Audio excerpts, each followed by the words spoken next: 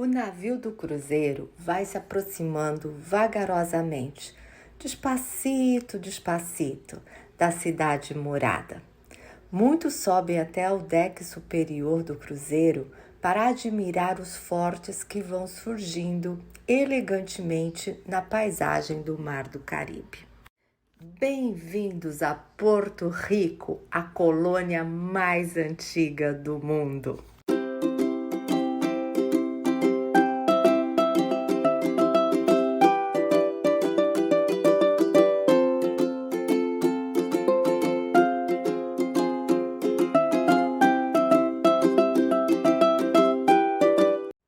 Como assim a colônia mais antiga do mundo?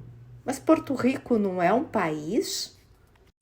Para responder a essa pergunta, vamos começar entendendo o seu nome: Estado Livre Associado de Porto Rico. Pelo nome, percebemos que Porto Rico é um estado e não um país.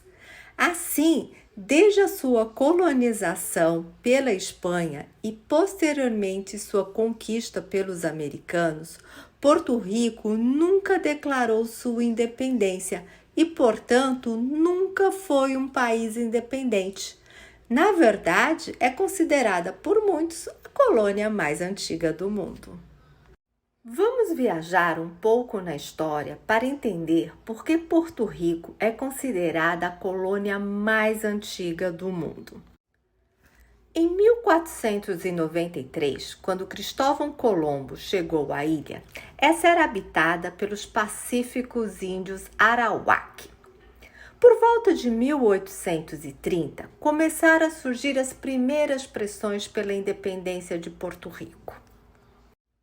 Porto Rico começou a ter vários levantes contra o exército espanhol, mas a virada realmente só ocorreria por causa de Cuba, que também estava à época lutando pela sua independência. A explosão e o naufrágio de um navio americano, que levou a aproximadamente 260 mortos na Baía de Havana, em Cuba, em 1898, gerou troca de acusações entre espanhóis e americanos para identificar quem teria causado tal desastre. Não parece um pouco com o que estamos vivendo entre Rússia e Ucrânia? Esse naufrágio fez que os Estados Unidos aderissem aos esforços pela independência cubana, ou seja, os americanos naquele momento seriam os salvadores da pátria dos cubanos. História muito louca, não é mesmo? E assim começou a Guerra Hispano-Americana. Apesar de ter sido uma guerra rápida, essa guerra incluiu uma ofensiva americana em Porto Rico, que não encontrou resistência espanhola e ainda encontrou o apoio de parte da população local, que viu ali uma oportunidade de se livrar da Espanha. Assim, em 1898, durante a Guerra Hispano-Americana, os americanos invadem Porto Rico e a Espanha acaba cedendo o território aos Estados Unidos por meio de um acordo. Nessa negociação entre Espanha e Estados Unidos, além dos americanos ficarem com Porto Rico, os americanos ainda compraram as Filipinas por 20 milhões de dólares. Vocês lembram que já mostrei no nosso canal do YouTube que o estado do Acre também foi comprado? E assim, a história de Porto Rico cruza com a história de Cuba e até das Filipinas. Tudo interligado. Você sabia disso?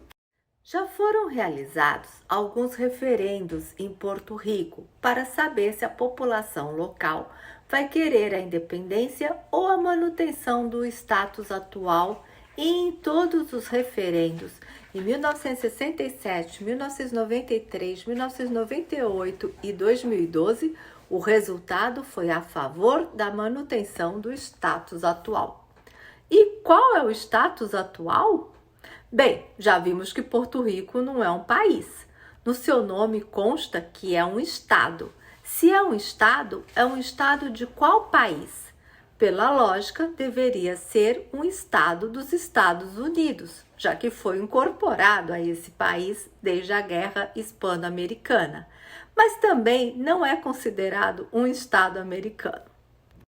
Confuso, né? Realmente um pouco confuso, pois os porto-riquenhos são, por lei, cidadãos naturais dos Estados Unidos e podem circular livremente entre a ilha e o continente.